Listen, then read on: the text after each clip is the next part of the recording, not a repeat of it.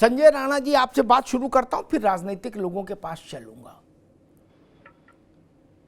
भरे चुनाव में जब एक चरण का मतदान हो गया, दूसरे चरण के मतदान के लिए आज प्रचार समाप्त होना है, उस समय ये ज्ञान का आलोड़न करना राजनीतिक तौर पर कांग्रेस के उतने बड़े सलाहकार को क्यों जरूरी लगा कि अमेरिका में कौन सा विरासत कानून है और वो अच्छा है और हम भारत में भी उसको लागू करें? मुझे नहीं लगता हिंदू, मुस्लिम, सिख, ईसाई, अगड़ा, पिछड़ा, दलित, अति दलित, महादलित, पसमानदा कोई हो भारत में जो इस बात को स्वीकार कर ले कि हमारे द्वारा कमाए गए पैसा, रुपया, संपत्ति हमारे बाल बच्चों के अलावा सरकार ले जाए। कोई नहीं मानेगा, किसी धर्म का हो, किसी जात का हो। संजय राणा जी, नमस्कार।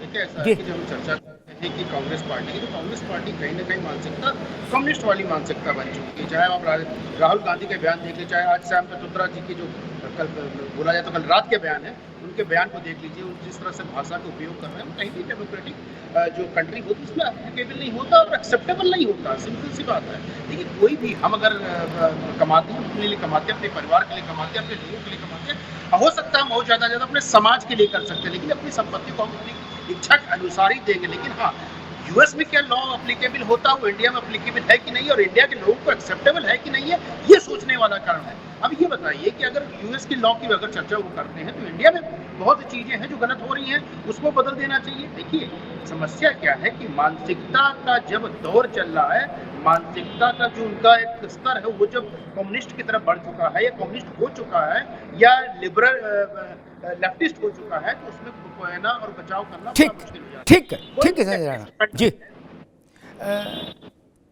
कम्युनिस्ट पर मैं इसलिए बहुत ज्यादा जोर नहीं देता अब बहसों में, क्योंकि अब कम्युनिस्ट का विषय लाइब्रेरी तक सीमित हो गया।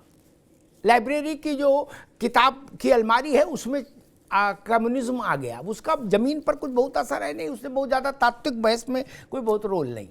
वो जेएनयू में, दिल्ली यूनिवर्सिटी में, बड़ी बड़ी संस्थाओं में जो लाइब्रेरी है उनकी किताबों में दास कैपिटल रखी है, उसको पढ़िए, बात खत्म हो गई। बाकी अब कोई ऐसा नहीं कि सांसद, विधायक और उस टाइप का कोई राजनीतिक दिशा भारत की कम्युनिस्ट तय करें, वो जमाना चले गया। प्रेम नारायण जी, मैं इस बहस में ज्यादा इंटरेस्टेड नहीं कि ये विरासत टैक्स लगना चाहिए कि नहीं लगना चाहिए। मैं ये समझने की कोशिश सुबह से कर रहा हूं कि आखिर वोटिंग जब सिर पे हो, एक चरण की हो गई, दूसरे चरण की वोटिंग देहरी पर खड़ी हो, तब ऐसे बवाली विषय क्यों लाते हैं आपके नेता लोग? नहीं, ये सीरीज है एक, ये पितरौदा तो उसकी एक कड़ी है। दिग्विजय सिंह, सलमान खुर्शीद, कपिल सिब्बल, मणिशंकर अय्यर और अब ये आदरणीय गंगाराम सत्यनारायण पित्रोदा, जो विदेश में जाके सैम पित्रोदा हो गए। लेकिन राहुल गांधी ने एक बार बताया था कि जात के बढ़ई हैं, इसलिए ये ओबीसी में उसमें आते हैं, वंचित वर्ग में।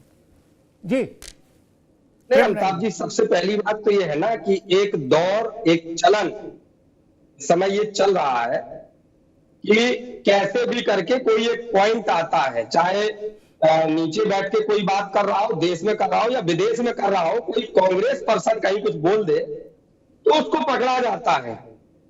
लोग उसको कभी किसी ने कोड नहीं किया और कोई नहीं कर सकता। क्यों नहीं कर सकता? क्योंकि कोड आदमी उस जगह करता है जिससे बचना होता है, तो उसके बगल के ऊपर कैसे भी कोई चर्चा करनी है हमें। लोग तो बैठ करके, देश के प्रधानमंत्री सरीखे लोग, देश के गृह मंत्री सरीखे लोग, देश के सबसे बड़े राज्य के मुख्यमंत्री कैसे कैसे नफरती संबोधन आजकल दे रहे हैं, मीडिया ने देखा।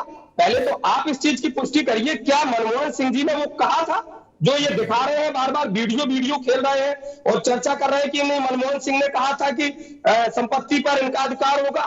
क्या कहा कभी ऐसा? कभी नहीं कहा, कुछ नहीं कहा। तो मरोड़ के रखने की आदत इनकी है, और चूंकि भाग करके कांग्रेस पार्टी जो चुनाव लड़ रही है, अपने मैनिफेस्टो पर चुनाव लड़ रही है, और वो मैनिफेस्टो गांव-गांव तक जा रहा है, लोगों के बीच में जा रहा है, और उसी की हताशा और निराशा है कि अब कहीं से कुछ भी मिले, कहीं मंगल सूत्र पर जाकर के उनको अटकना है, कहीं हिंदू मुसलमान पर जाकर के अटकना है, कहीं कुछ करना है। क्यों? क्योंकि पहले चरण के बाद इनको दिख गया है इनका कोई भी दाव सटीक नहीं बैठ रहा है, क्योंकि हिंदुस्तान में हिंदू मुसलमान के बाद शिक्षा, व्यवसाय, स्वास्थ्य से जुड़ा हुआ भी एक संसार है जहां लोगों को बहुत कुछ चाहिए। और भाजपा, आप तो देख रहे हैं ना, जहां लद्दाख में इनके पास सिटिंग सांसद, ठीक है प्रेम नारायण जी, ठीक ठीक, अभी एक मिनट, लद्दाख एक मिनट, ठीक है, अब एक मिनट रुकिए, एक लाइन को और अभी क्लियर कर दे रहा हूं, एक लाइन को। तो अभी जो योगी जी, माननीय योगी जी बोल रहे थे, मैं उनका सुन रहा था, उन्होंने कहा कि ये पूरे देश की संपत्ति जो है वो सरिया कानून बना के मुसलमानों को देना चाहते हैं।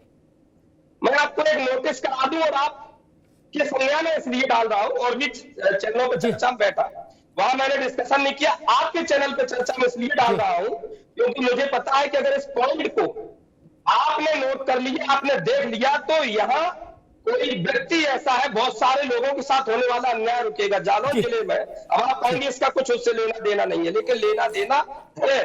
शासन प्रशासन उस दिशा में चलता है जैसे ऊपर की हवा चल रही होती है। जनपद जालौन में थाना पड़ता है रामपुरा, अमिताभ जी, और एक कांस्टेबल होता है, उसकी पत्नी आरपीएफ में तैनात और प्रेग्नेंट, और जनपद जालौन के कप्तान साहब के स्पष्ट आदेश कि किसी को भी कोई बहाने बना करके आप उसको छुट्टी से, उसकी जरूरत को देखते हुए छुट्टी से मना नहीं करेंगे, उसको जरूरत के अनुसार आप उसको अवकाश देंगे जी। लेकिन रामपुरा एसएचओ अर्जुन सिंह की मनमानी, सिर्फ इसलिए अर्जुन सिंह और वो कांस्टेबल दलित वर्ग से आता है, उसकी छुट्टी नहीं। ठीक है प्रेम नारायण जी, ठीक है, आ गई बात, आ गई, अब मर गया, आ गई बाबू, अब इनकी आवाज बंद कर दीजिए, अब आ गई बात, ना ना ना ना, आ गई बात, अरे आवाज बंद करिए, आ गई बात, आ गई, पूरा किस्सा सुन लिया मैंने, समझ लिया, अब इससे आगे फिर डिटेलिंग में मत जाओ, समझ गए। जिस थाने की बात प्रेम नारायण सिंह कर रहे हैं, पहले तो मैं उस पर कह दूं, मेरी रुचि इसमें नहीं कि छुट्टी मांगने वाला दलित है या छुट्टी देने वाला दलित है, और मांगने वाला ठाकुर है या देने वाला ठाकुर है, और कौन दलित है, इसमें मेरी कोई रुचि नहीं, इसमें कांग्रेस की रुचि होगी। मैं ये जरूर कहूंगा उत्तर प्रदेश के पुलिस महानिदेशक से कि इस मामले की जांच करवाइए, कोई भी जरूरतमंद पुलिस कर्मचारी छुट्टी से वंचित क्यों रहे। अगर मानवीय आधार पर छुट्टी मांग रहा है कोई, तो संवेदना के साथ विचार होना चाहिए, उसको छुट्टी मिलनी चाहिए, उसमें कांग्रेस भाजपा किसी को बोलने की जरूरत ही नहीं आनी चाहिए। खैर, अब आता हूं मूल बहस पर। प्रेम नारायण जी ने कहा इसलिए मैंने उस बात को कह दिया। कैसी बात करते हैं, पेट कूट के व्यथा खुद कर रहे हो, पेट में मुक्का मार मार के, और ज्ञान दूसरे को दे रहे हो। सैम पित्रोदा प्रेम नारायण है नहीं ना? सैम पित्रोदा वो है जो तारिक खान की पार्टी में समझ लो रामगोपाल यादव है क्या? उनकी हैसियत जानते हैं सैम पित्रोदा की? वो राजीव गांधी के सलाहकार थे, वो विरासत में सलाहकार हैं 10 जनपद के, वो 24 अकबर रोड की कैंटीन में बैठने वाले लड़के हैं क्या? मजाक समझते हो क्या? अरे वो सैम पित्रोदा है भाई, आपने नहीं देखा होगा उनका हो रहा, हमने देखा भाई। आपने बीच में मत बोलो। वो नॉलेज कमीशन के चेयरमैन रहे सैम पित्रोदा, छोटे आदमी हैं, ओवरसीज कांग्रेस के प्रेसिडेंट हैं, वो पैनलिस्ट हैं क्या?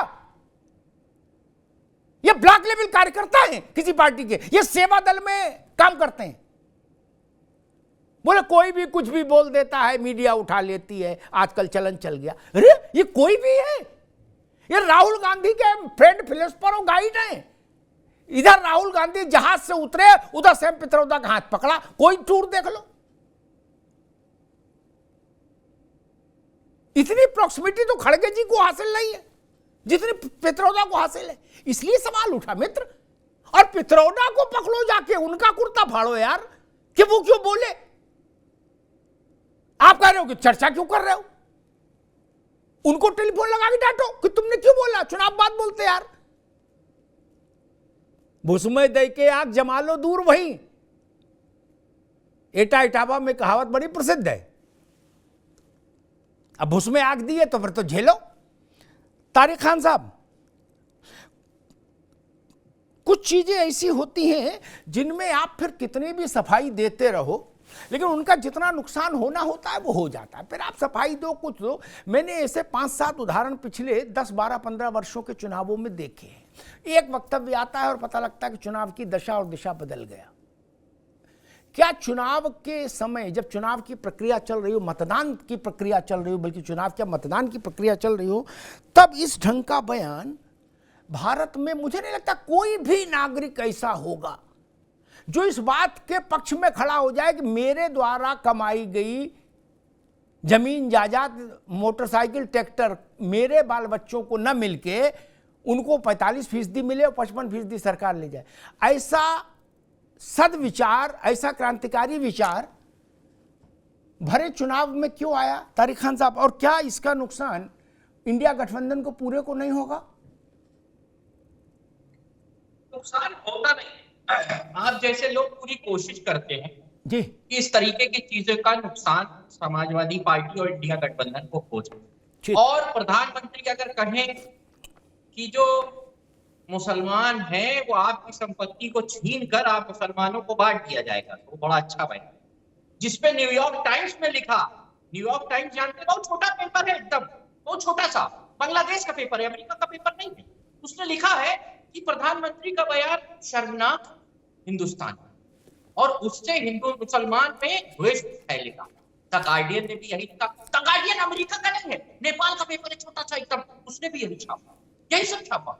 तो इसलिए मैं कह रहा हूं कि अगर सैम पेट्रोडा कुछ कह दे तो बड़ा मतलब हो जाता। अच्छा, सैम पेट्रोडा ने कहा कि समाजवाद क्या कहता है कि आर्थिक समानता आनी चाहिए। कैसे आएगी? पॉलिसीज बनाकर। आर्टिकल 16 क्या कहता है? आर्टिकल 16 ये कहता है कि संविधान को इजाजत देता है कि आरक्षण को पॉलिसीज बनाओ ताकि समाज में समानता। समाजवादी पार्टी जो समाजवाद के ही नारे पे बनी हुई वो, और भूमि अधिग्रहण क्या था? भूमि अधिग्रहण जमींदारों से जमीन लेके लोगों में बांट दी गई। तब श्यामा प्रसाद मुखर्जी मुर्दाबाद मुर्दाबाद। कहां से श्यामा प्रसाद मुखर्जी? नहीं आना चाहिए भूमि अधिग्रहण बिल। 74-72 में जब सीलिंग आई तब कहां थे इन लोग? तब बीजेपी वाले, भारतीय जनसंघ तो था, अटल बिहारी वाजपेयी, लाल कृष्ण आडवाणी थे, कितने धरने किए थे? नहीं होनी चाहिए, नहीं होनी चाहिए। ये सब क्या था? ये सब क्या था? ये सब भी पॉलिसीज थी कि जो तारिक खान, ठीक है तारिक खान साहब, बिल्कुल, मतलब समाजवादी पार्टी, ठीक है तारिक खान, समाजवादी पार्टी मान रही है कि सेम, पहले मैं अपनी बात कंप्लीट कर लूं। नहीं, अभी रुकना होगा, अभी रुकना होगा, ऐसे नहीं चल सकता, अभी रुकना होगा। नो, रुकना होगा तो जी, एक ही लाइन। हाँ बोलिए। ताकि समाज में असमानता को खत्म किया जाए। तो कई स्टेप उठाए गए हैं गवर्नमेंट द्वारा जिससे समाज में असमानता खत्म हो जाए। अगर ऐसी बात की जा रही है तो इसे छीनने की बात नहीं। ठीक, समानता लाने के लिए टैक्स जनता दे रही है, उसी से आ सकता। टैक्स बहुत है, उसी से समानता लाई है।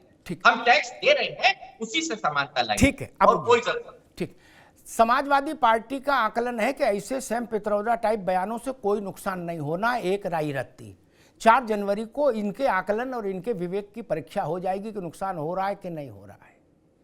ठीक, 4 जून को इनके विवेक की परीक्षा हो जाएगी कि ऐसे बयानों की तासीर की इनको कितनी समझ है।